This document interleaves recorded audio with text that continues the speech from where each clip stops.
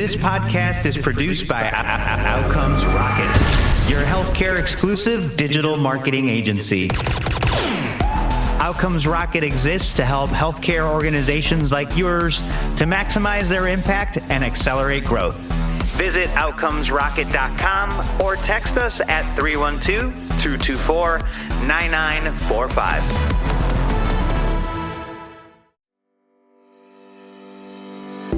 Hey everyone, welcome back to the Outcomes Rocket podcast, Founder Stories. I'm excited to have Jessica Walker with us today. She is the founder and CEO of Care Sherpa. I really love her background because not only is she a healthcare pro, but she's also big into marketing. As you guys know, those are my two sweet spots. So I wanted to welcome you to the podcast, Jessica. Super excited to get into it. Well, thank you so much. I was very much looking forward to our conversation as well.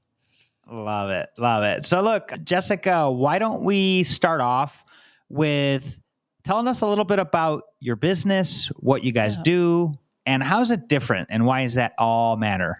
Yeah, well, thank you. So I like to say that it was completely born out of my background. I've spent 20 years in the research around patient engagement, consumer behavior, patients as consumers, right? Working with organizations like Gallup and Press-Ganey, understanding how patients buy.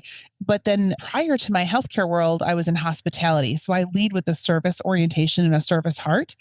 And what I found time and time again, especially when it comes to marketing, is that providers would spend hundreds of thousands of dollars on marketing campaigns, but then have this inability to cover that last mile.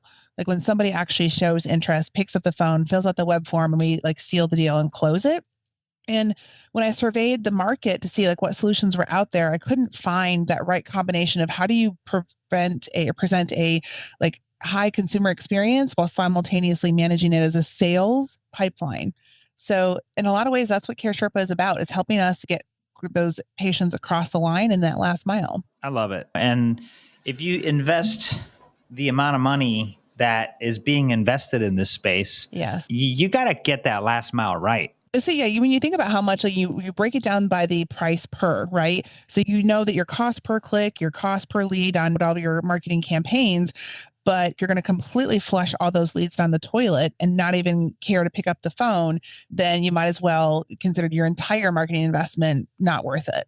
And nobody wants that. Nobody wants that. And so in comes Care Sherpa. So talk to us about the end customer that you serve in the healthcare ecosystem and what you guys are doing to prevent these leaks. So I started the business with helping health systems and providers. So think about your national providers, really specialize when it comes to those high value patients. So there's the big five, right? When we look at oncology, general surgery, et cetera. And those are a bulk of where Care Sherpa started. However, where we've grown is really recognizing that the need for our services fit the best with those group and private practices that are maybe the Davids up against the Goliaths of the health systems. So we really serve the whole market when it comes to that. But the niche that I say that we would play in and where we fit best is where it is high margin, there's high consumer choice, so typically competition. Typically, the patient as a consumer has some cost or out of pocket that they have to consider that could delay their choosing to move forward. And then there's usually some level of a clinical kind of qualification as well. So the ability to do that in a way that is very consumer focused, very white glove, very much like helping someone have trust and confidence that not only are they comfortable moving forward with this procedure or treatment, but they trust you as the provider to do that well. And that's really where the intersection that we play. And every day I'm approached by just new service lines that I hadn't considered, like specialty therapies or really interesting, interventional radiology as an example. So just the fit is where you can understand the patient is the consumer in the driver's seat. Yeah. And it's interesting what has happened in healthcare with the payer, the introduction of the payer back in the day. It's taken away that consumer feel, right? It's not, but to your point, Jessica, you brought up the point that nowadays with how big deductibles are, 7,000 to 10,000 in some cases or more, the consumer's back. Yes. Yes. Well, and if we look at it from like, where are those leakage points in your, again, let's put on our revenue hat, right? No money, no mission. So if we're not from driving profit and driving revenue, the leakage point comes where the patient as a consumer has the time to think about it and that support. So financial is a huge part of it. Even if they have commercial insurance, they have a copay, they have a shared kind of payment structure. And if a provider isn't helping the patient as a consumer to think about that and maybe navigate them to options, it's easy to say, well, I'm not going to do that knee replacement today. I'm going to put that off and maybe tomorrow. It doesn't hurt that bad, or whatever this kind of delay tactic is. And so we fundamentally believe that as the Sherpa, right, the guide for the patient through the process, we have to help. If we know that you're clinically qualified, we know that you should be financially qualified for all intents and purposes, then our job is to clear the path for you to get over that mountain of healthcare and get to the care that you need and you want. Sometimes it's navigating to payment options. Sometimes it's helping the patient think through, are there different financing or tools that they could leverage? Or sometimes it's also just staying in touch with them so that when they have the financial means, they still remember you and your brand. That's awesome. That's really helpful to know. And you've been doing this for quite a while, Jessica. What would you say is one of the most uncommon things that people don't know about the business that you're in? Yeah. Well, I'll say the business of healthcare. So I'll give you two fast facts. So one, why I started Care Sherpa is if you look at it, when I started the business, it was like 79% of healthcare consumers don't move forward. In our recent studies, it's actually gotten worse. It's 81% of healthcare consumers don't move forward and have the surgery, procedure, or treatment of intent. So yikes, right? If we look at that from a revenue leakage, all that money we spent to get them there, and then 81% are just gone off the top. So that's your first kind of area of like, let's plug the leaks. But the hidden fact that not everyone, because they're not tracking, they're not paying attention, they're not seeing the subtleties, the next biggest area of leakage for providers is that post first visit. So someone comes in, they cross the threshold, they meet with the provider, they're contemplating the care or the service. 52% of patients do not move forward in what we would consider that activation timeline, typically about a 90-day window. And if you extend that right further, because the people who say, oh, maybe I'll do that 6 months from now, it actually gets worse. So when we look at that from a profitability within healthcare, those are two big areas to pay attention to that I fundamentally believe it has everything to do with the consumer experience and how you're supporting and guiding them. I love it. Well said. Those numbers are shocking, actually. I'm shocked at how large the leakage is up front. But then there's that continuity, right? Putting together a program that will keep patients around, that'll keep them coming back. Yeah. And we're doing a study right now that's really interesting, looking at consumer behavior of the proactive versus reactive patient support, right? So the typical healthcare provider right now says, oh, if they want that, they'll come to us, they'll call us back. And so we take a different lens to say, we need to help support, roll out the red carpet, open the pathways. So we're doing a proactive outreach at certain time intervals of folks who've lapsed or folks who are maybe on the nurture path. What we're finding already, and it's astonishing, when we engage with consumers after they've lapsed with a practice or a provider, meaning that they're not quite sure, they weren't ready to move forward. I don't have hard numbers on this, but right now the feels statement is that over 60% of these consumers, when we reach out to them, indicate some level of they were waiting for someone from the practice to call them. Even though the practice note says they're going to talk to their doctor or they're going to talk to their spouse, in the consumer's mind, it was, oh, the doctor is going to call me, the office is going to call me and talk about next steps. And it's just wild to think about. But like in this mind, they're like, that's what they've been trained on from a consumer behavior perspective.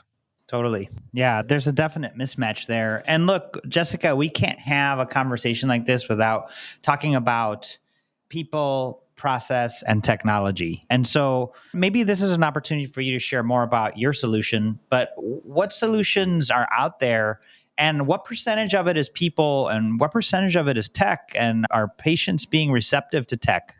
Yeah. So the hot new buzz, right? And everything in healthcare. I just came back from the Vive conference, and that's a great innovation I can't summit. believe we And missed each other I out know we there. completely missed each other.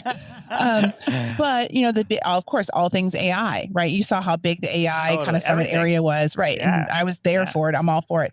And don't get me wrong, we use AI in the work that we do, right? However, I fundamentally believe that there's a time and a place and a structure for AI. But when a human indicates a need for a human touch, or there's complexity, or there's an emotional sentiment to it, human to human is where you have to go, right? And so when we talk about maybe the future of technology, like I do believe that there's a tech stack that most providers have to think about when it comes to, of course, your good old basics of CRM. Your EMR is not your CRM, totally different functions and tools, right? And then the people have to be involved and the integrations have to be involved so that your data is flowing between the CRM, the EMR, and the marketing systems. So I was sharing with someone recently, like, hey, the bare minimum, let's just start with understanding, can you get to tracking your leads in a way that's not Sally with a post-it note or a Google sheet somewhere? Let's just start there. Because when you can uncover, whether it be using a phone tracking system like Line or CallRail, something like that, you're understanding then, like, what's our real opportunity cost and where are we leaking? So then you can make appropriate investments downstream.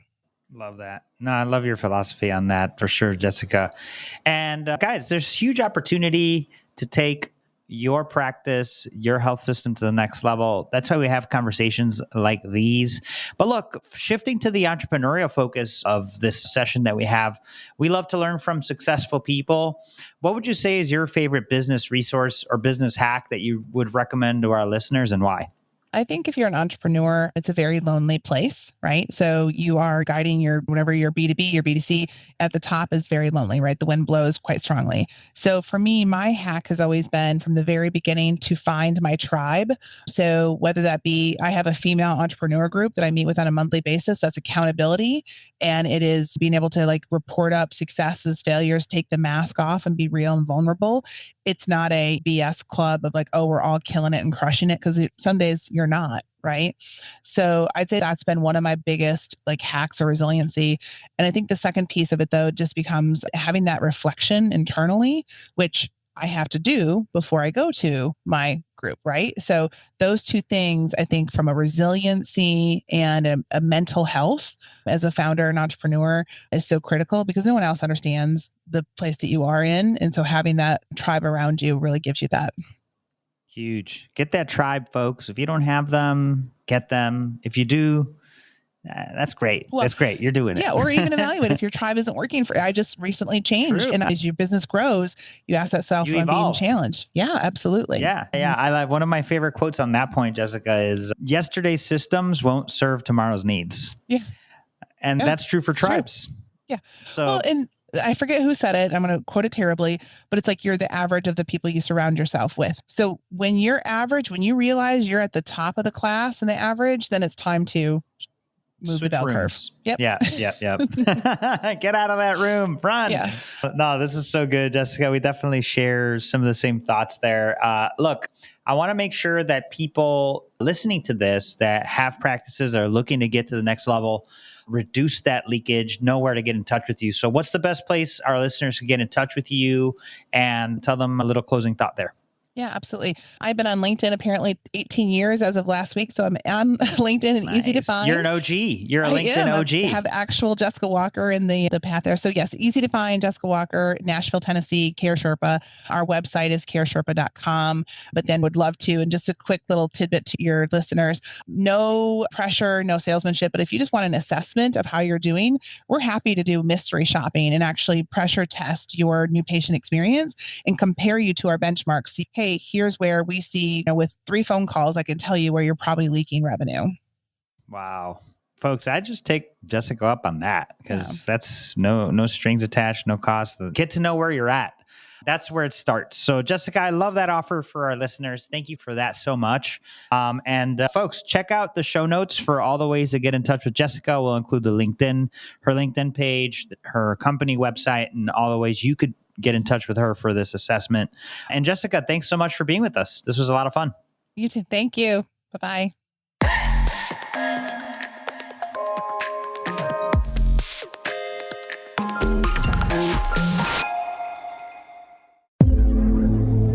This podcast is produced by Outcomes Rocket, your healthcare exclusive digital marketing agency. Outcomes Rocket exists to help healthcare organizations like yours to maximize their impact and accelerate growth. Visit outcomesrocket.com or text us at 312-224-9945.